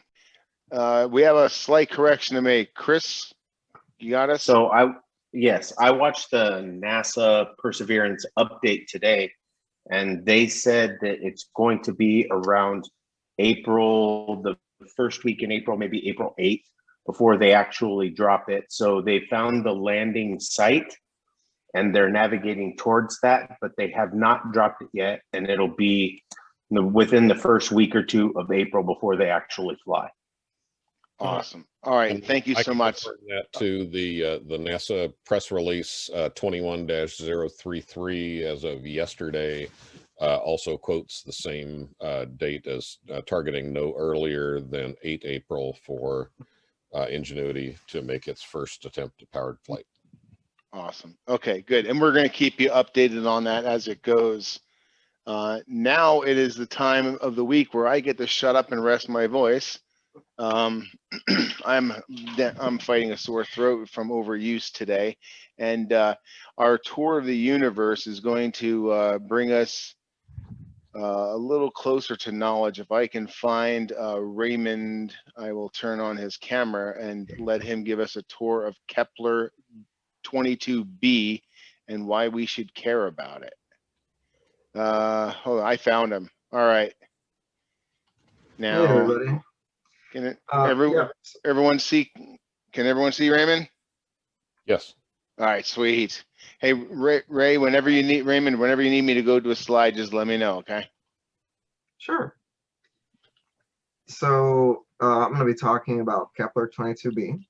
The Kepler objects are basically objects discovered by the Kepler Space Telescope, which is now a deactivated space telescope that was launched by NASA around 2009. You can go to the next slide.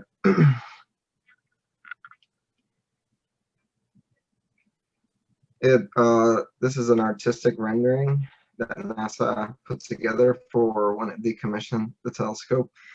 It was initially supposed to last 3.5 years. It ended up lasting 9 years and 7 months and 23 days.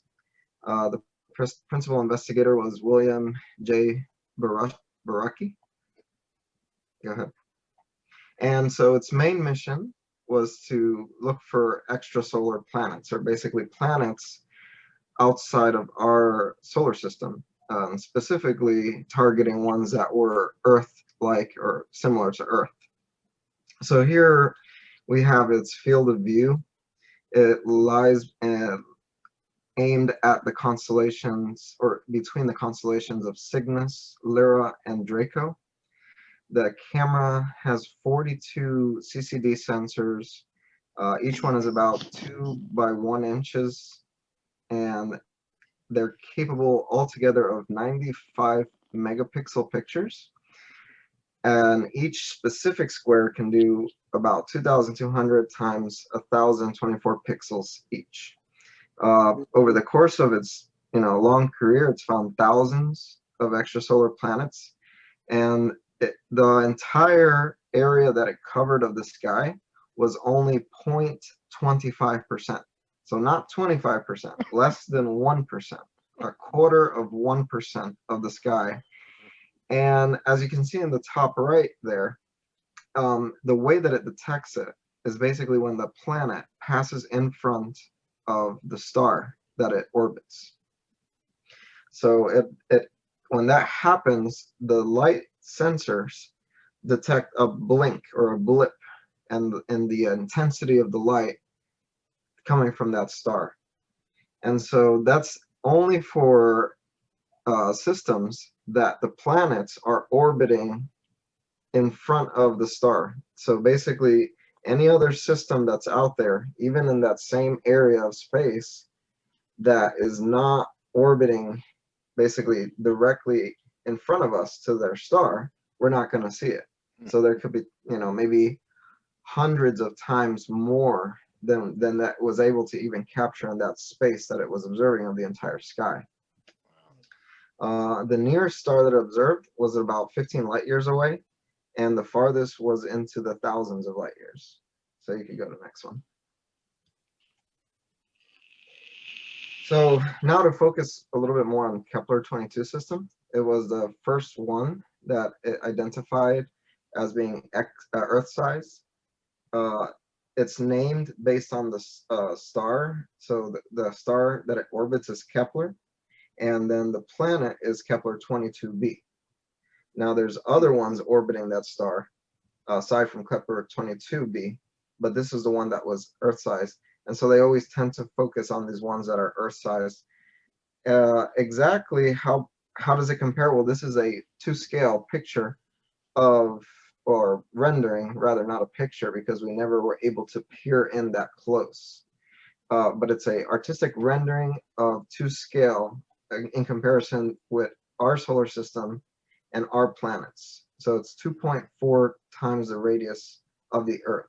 And you can see the habitable zone there, that I'm going to cover in a little bit, is it's about almost as close as Venus, which lies just outside our habitable zone, or right on the edge almost. So you can go to the next one.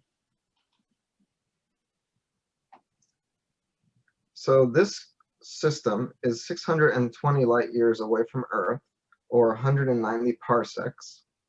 The yearly orbit for Keppler-22b is about 289 days, so it's pretty similar to ours, it's 365. Now, down to exactly what we know about Keppler-22b is not a whole lot. A lot of the things that we have determined are based on just that little blip in the intensity of the light. So they try to figure out the size of the star it's orbiting, and then the size of the planets based on the light intensity when it passes in front of that star. So we don't know what the exact mass and surface composition is, but we think it's it could either be somewhat rocky water, or half rocky, half water planet, or it could be something like Neptune, which is more gaseous. And in that case, it would have a volatile, rich composition with a liquid or gaseous outer shell. If it's mostly ocean with rock, rather a small rocky core, then life could exist potentially on such a planet. The surface temperature on average is 22 Celsius, which is nice. It's a cool 72 Fahrenheit. So go ahead. So in that previous picture, you saw some of the other Kepler objects that were discovered. Here's a whole bunch of them that were specifically the ones that were considered in the habitable zone. So now, habitable in terms of astronomy doesn't actually relate to the probability or a measure of life existing. It is specifically about liquid water being able to exist on that planet based on the temperature and how far it is from its star. It doesn't really tell you whether or not something could live there, because the size of the planet, you know, the composition could depend a lot on the size of the planet. And so what makes up the planet, we don't really know what requirements life has, so we can't really tell how habitable it is until we can figure those out. We assume that liquid water is a major factor, though, so that's kind of the relationship.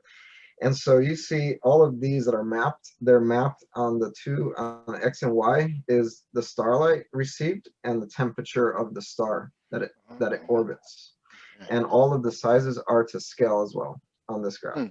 So you can see a lot of them. There may be some newer ones that have been discovered, quite a few actually, that are even more similar to Earth than Keppler-22b. But this gives you an idea. And this is I think from 2017. So there might still be a few more that had popped up after this graph was made. But this gives you a good idea of how many there are.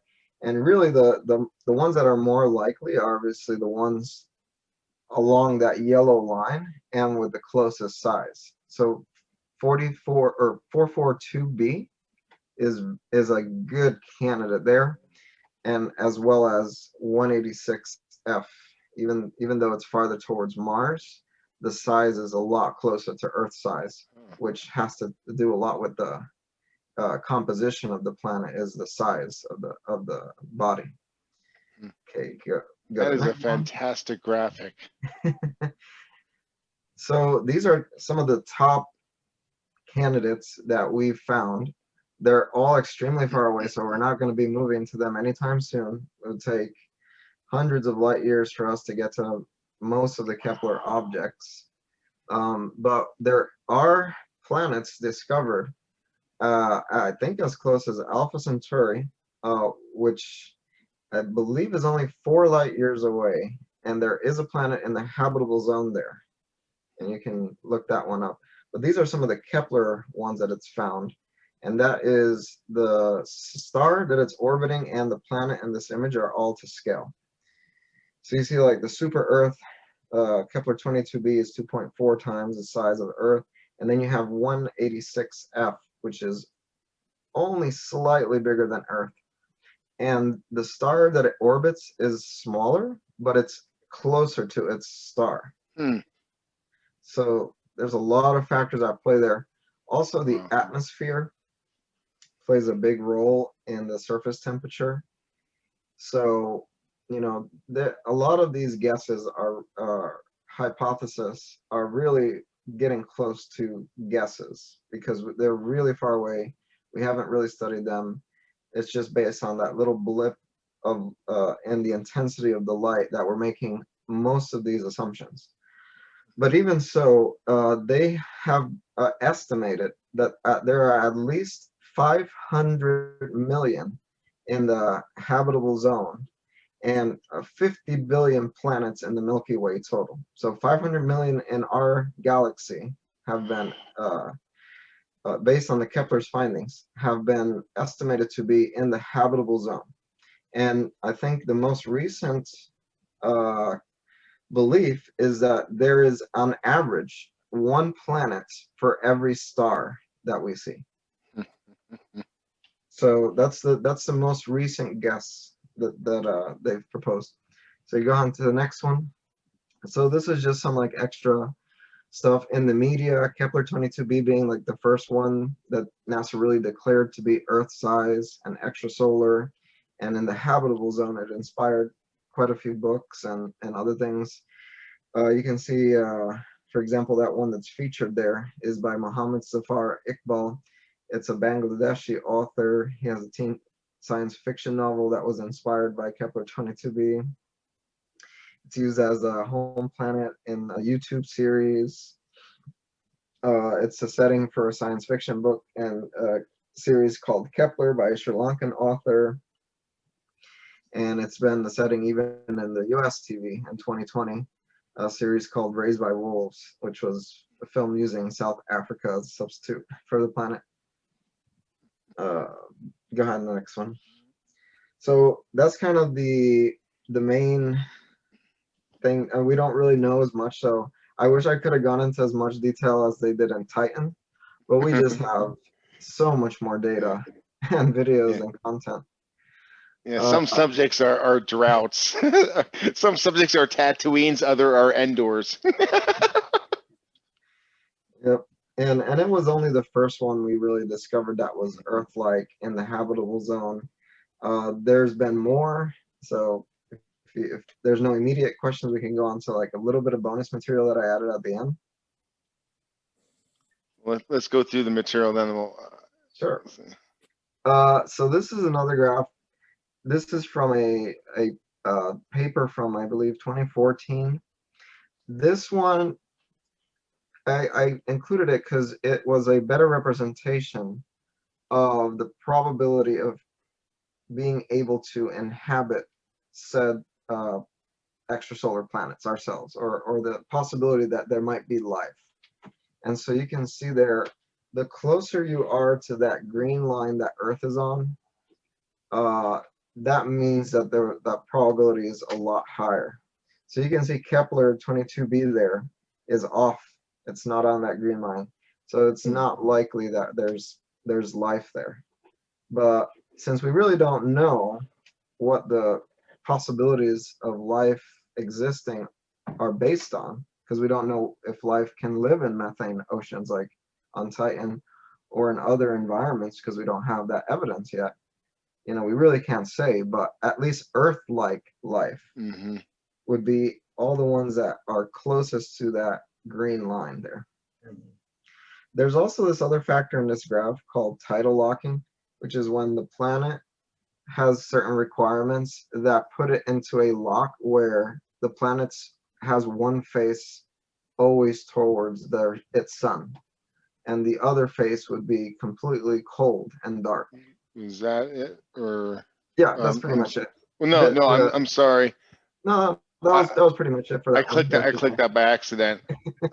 I clicked that by accident. I'm sorry. No problem.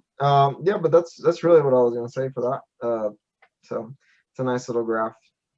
Okay. And the last one is the one that is kind of my favorite is Keppler-186. There has been one other that they claim may be more habitable in the media, and depending on who you believe, there's others that are not even the ones that they've presented in the media. But this one was kind of my favorite just based on the size. They think that the composition is probably almost exactly the same as Earth, as well as the gravity is almost exactly the same. And it's in the habitable zone, relatively maybe closer to the Mars end of the habitable zone. But yeah, and it's this one. Yep. Right here. Yeah, it's that one. And a lot of the papers have claimed that other stars are more habitable, but apparently I was reading this astronomer's blog while researching, and he says that a lot of the astronomers tend to be afraid of stars that are not exactly like ours, like claiming there could be life on a planet orbiting a star that's not extremely similar to ours. So in that case, Keppler is not orbiting a star that's exactly like ours. I think it's a red dwarf, but given the distance from it, apparently it's fine. Like there could be life according to this particular astronomer's opinion, or astrophysicist, I guess he was. And that's the kind of one that I like out of all of them. And that's what I got for you. That's Keppler-22b, guys. I'm really pleased that you did that. Thank you very much. Great job, buddy. Yeah, I love that. Let me turn off the spotlight. There we go. Good job. Yeah, good job, man. I appreciate it. Thanks. Yeah, I did notice that it was 2.4 times the size of the Earth, which means we'll have enough room to spread out and not be on top of each other. Which would Yeah, be real super estate won't be nice. quite as expensive there. Yeah, yeah. I don't know if you guys caught the common theme between the last two topics, Mars and Keppler-22, life. We're going to Perseverance and Ingenuity. The Mars 2020 missions are all about searching for proof of pre-existing life on Mars, whether it's microbial or not. And as Raymond was talking about, the search for the Kepler device was created to search for these anomalous planets out there that happen to be on the planetational plane, the orbitational plane, cutting through that sun, so they can get that tiny little bit of dip in light measurement that he's talking about. And this is all for the search of planets that could harbor life. So that's really what all this science is about. So I thought that was something that, tied it together. Let me hit pause 1 second. All right, so this is something I'm really looking forward to this upcoming weekend. Can't be outside selling meteorites, so I got Chris Monk coming over, and I'll be staying up late today editing this video, and then I'll try to get a few more things priced up. But I'm going to hit it hard for the next few days, because I'm really hoping everyone shows up and supports the efforts that I put into the education. On Saturday the 27th, I'm having a live sale. Again, if you want to join the live sale, look below. All the information you need is there. It's going to be 4 o'clock Mountain Standard Time. That's Arizona time. Please check where you are. It usually runs 3 to 4 hours. Everything is 10% off, and I really do appreciate any support you guys can give with that. So with that being said, I'd like to kick it over to the new guy, Patrick Brown. Actually put his hand up like a professional. There he is. Welcome, buddy. Hey guys, can you hear me? Yep, you're perfect. Okay, cool.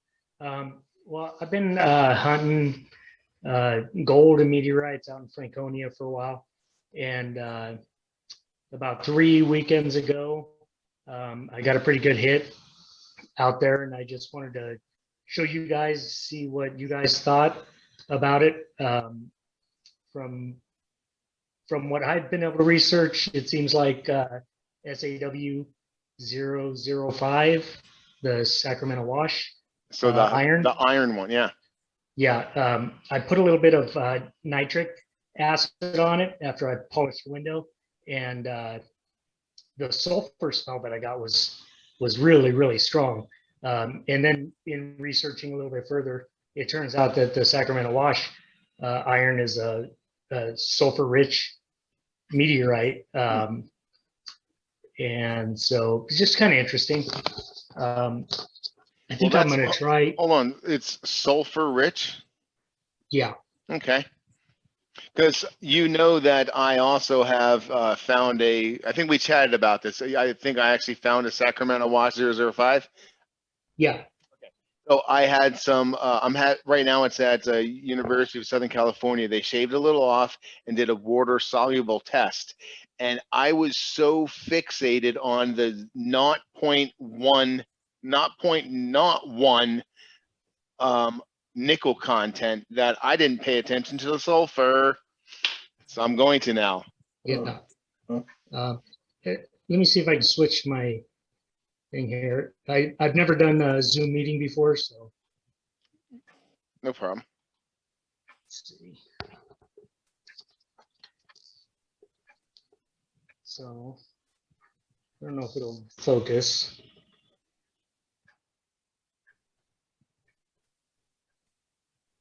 This might not be the best.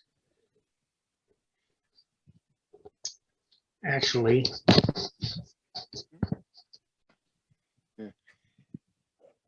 It's super hard. Even with the one that I had in my hand that I found, I still had to send it to a lab in order to hopefully get it confirmed. What I'd like to do is, are you connected with me on Facebook yet? No, I'm not. Okay. Oh Are you yeah, on? I think, I don't know. I don't go on Well, Facebook. I'll tell you what, my full contact, again, my full contact information is below on every single video. Reach out to me. I'll take a look at pictures and we'll see, we'll get my initial thoughts, see if it's worthy, maybe to get some more testing done on it. And that'd be so cool if we both found a real one of the same exact find. Yeah, yeah. So yeah, Awesome. we'll take that offline and I'll see what kind of support I can offer you, okay? Cool, thank you. Yeah, Thanks, no man. problem. Yeah.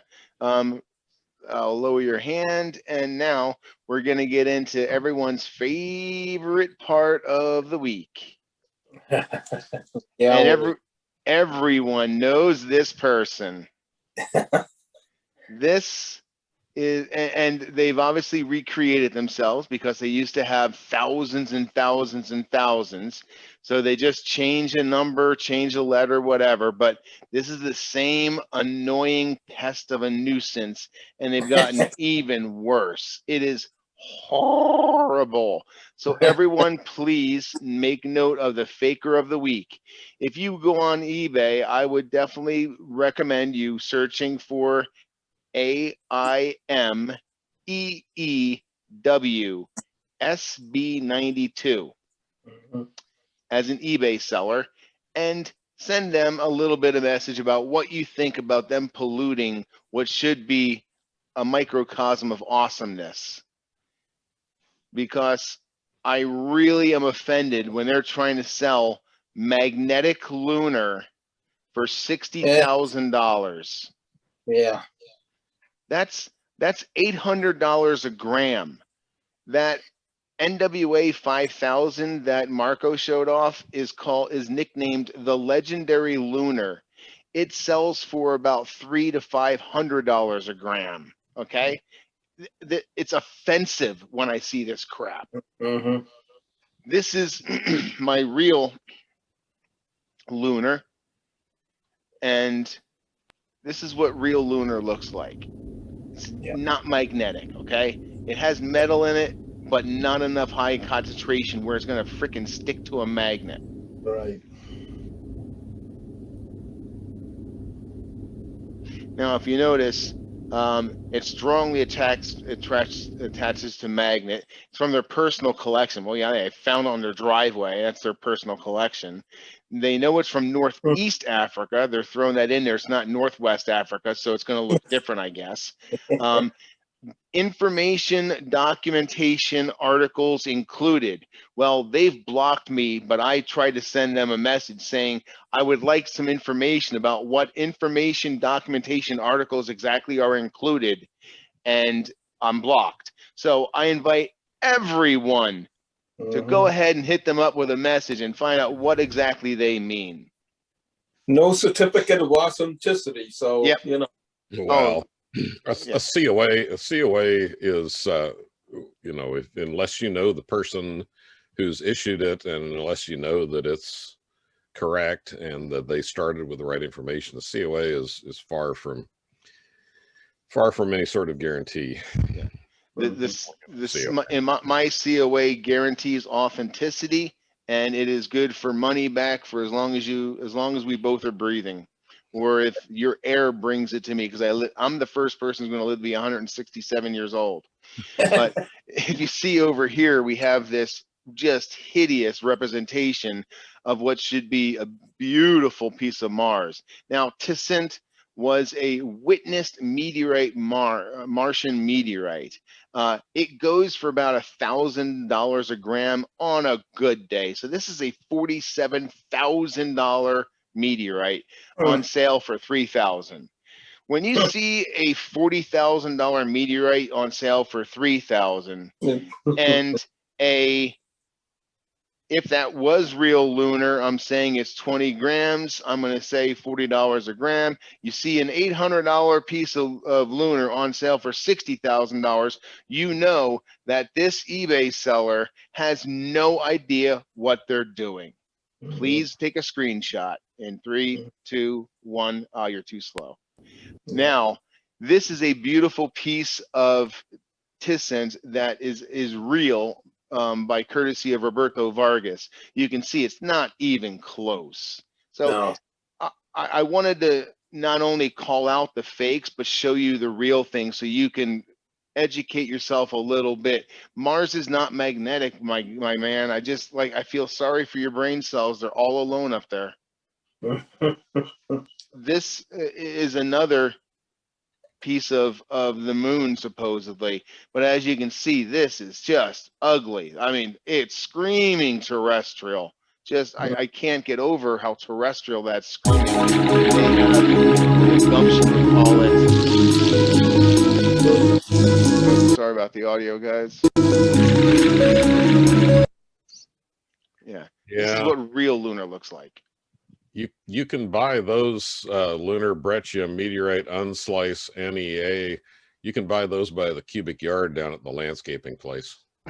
And I guarantee that they're not $53,000 a cubic yard. Yeah. This is just ultra highly offensive to me. Just ridiculous. Well, it's easy for them to take advantage of the fact that there's really no agency that can, like, I mean, well, there's a MetBull, you know, Meteorological Society, but he could claim that his is whatever, you know, number NWA XX whatever on the MetBull. What you see is what you get. You know, what you see is what you get. No fancy case. Well, for $53,000, I will fly you to my house, entertain you for a weekend, you and your wife or spouse or mate or friends. Get 6 of them to come with you. And I will take you around Phoenix, show you everything, and each of you will leave with at least a couple grams of the moon and a hell of a story. For $53,000. Yeah, and you can go to Meteor Crater. Now, this is another one that's just highly offensive. This is supposed to be Nakla. They go for the big dogs. Nakla, a Nakalite is $1,000 a gram. This right here is a $15,000 stone that I personally dissected for Mark Lyon. And just last week, I personally dissected a 37 gram Nakalite. It's a $30,000 piece of Mars. Do you know how nervous I am trying to dissect someone else's Mars? Yeah, okay. Look, that is freaking glass. Yeah. Like, are you kidding me? Look at the internal structure of Mars.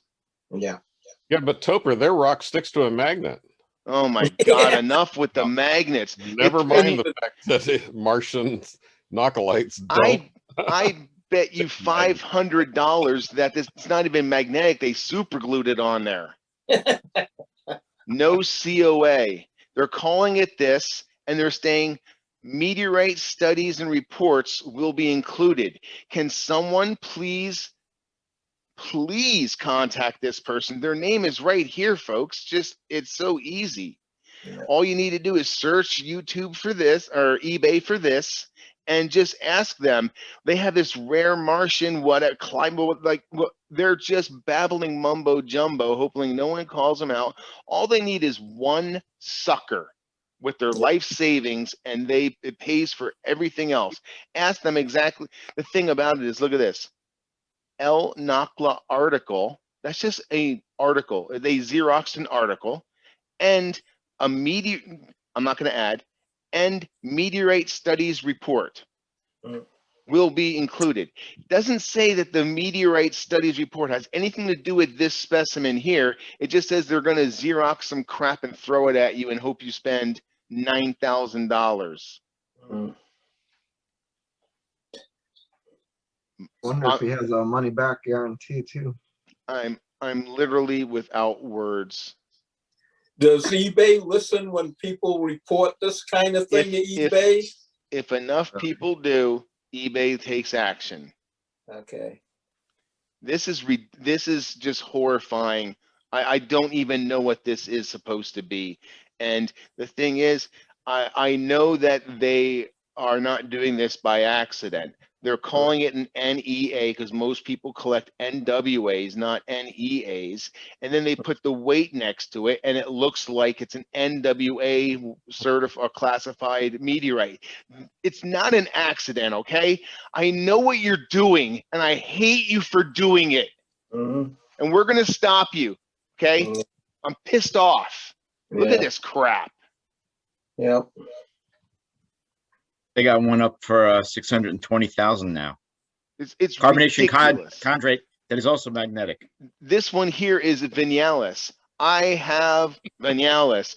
This is a brick. Like, shut these people down, folks. Come together and stop fraud.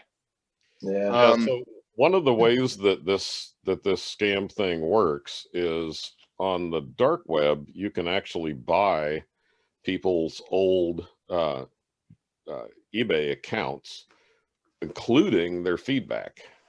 And the way the feedback recording stuff works now is you can engineer the new comments more carefully.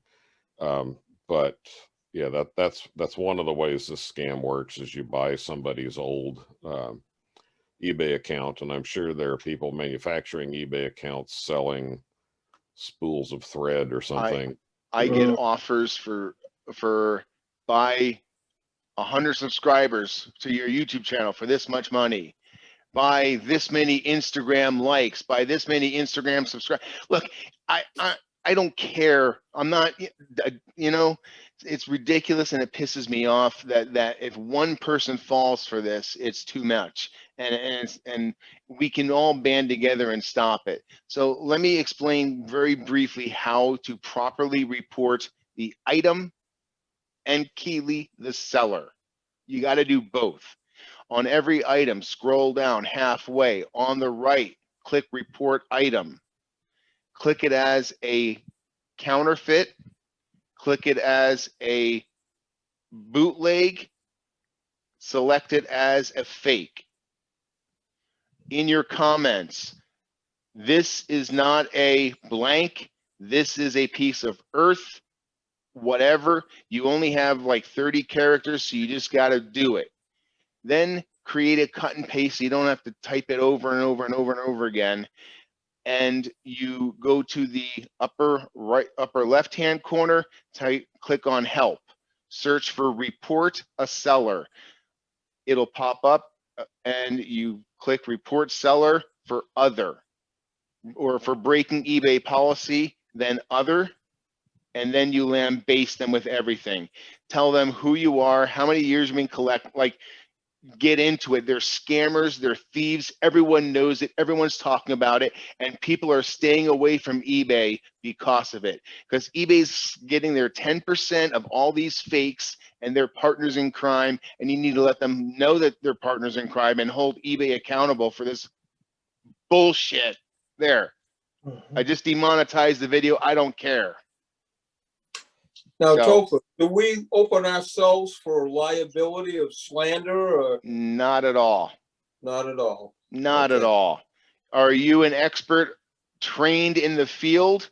No, then you're sharing your opinion only. Are you reporting it under good and faith and honest? Yes, you are. You are safe. Now, if you go to a known eBay seller of good rapport, like, I can't think of anyone.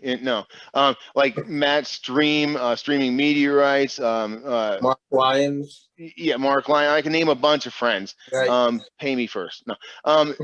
And you start lambasting them or reporting them as fakes just because you have an axe to grind, then you don't belong anywhere near me. You know what I mean? But I hear what you're saying, and no, we don't have to worry about good faith trying to protect people from frauds. Right, right. So this is a call to action, guys, as well. Keeping the group pure and untarnished, because people get it in their mindset that everybody who sells meteorites is like that, the same way, and nothing could be further from the truth. So yeah, we've got to really take them down. Yeah, Thank you. It's not about me capturing their market or the meteorite mafia collecting their market share. It's about, I don't want an old lady spending $300 on gravel for her grandson. It's just that simple. And if you don't understand that, then please unsubscribe from my channel and move on with your life, because I don't want you and I don't need you. Absolutely. Yeah. So let me do one thing real quick. Checking in with Chris Monk. Okay, so just in our eBay scammer of the week, Topher happened to show a piece of my meteorite that I own of a lunar. This is a NWA 11273, and I got this piece from Topher, and I just wanted to show it off. I saw it on the screen. Yeah, I love that. I love that I still get to see it even though I sold it, because it was part of my 3-piece Africa. All 3 pieces together made the continent Africa. And it's so cool that I don't have it anymore, but it's still here. Yeah. That's awesome. And thank you very much for sharing. That's super cool. A new guy sharing. We have a bunch of new people sharing today. So we're going to sign off real quick. Let me just do one thing for the group. All right. So we're going to be signing off in a second, but I just thought you guys should know, last week after the Hangout, which went forever, I had a bunch of editing and a bunch of stuff going on. I was working on the video. It was encoding. Everything was going as planned. The thumbnail was done. The summary was done. And at 2:30, Windows decided that I was usually shutting down around 3 a.m. So it said, we can go ahead and install a patch and update his system and stop him cold. So last week I did not sleep at all. I stayed awake and then redid the whole dang thing. But I made this system change today. So my system will never reboot when it thinks I'm not busy at 3 o'clock in the morning, because that's prime meteorite time, you know? Yeah. So let me go ahead and share the big screen with everyone, and maybe we can all say goodbye. Hold on a second. Awesome. All right, guys. What a hangout. What a crew. I love you all, man. Super awesome that you guys joined. Thank you very much. Everyone come back on Saturday. So Chris Monkey is super busy with me. Thanks, guys. Good night, everyone. Night. Thanks, all. Thanks Another great hangout, Topher. Thank you. Thank you. Raymond, thanks a lot for your help, buddy. Thank you. It's great rocket ride. Patrick Brown fisherman hat. See you, bud. Later. Harold, thanks for joining us. Okay, thank you. Yeah, there's a fly in here somewhere. See a fly on the wall. Okay.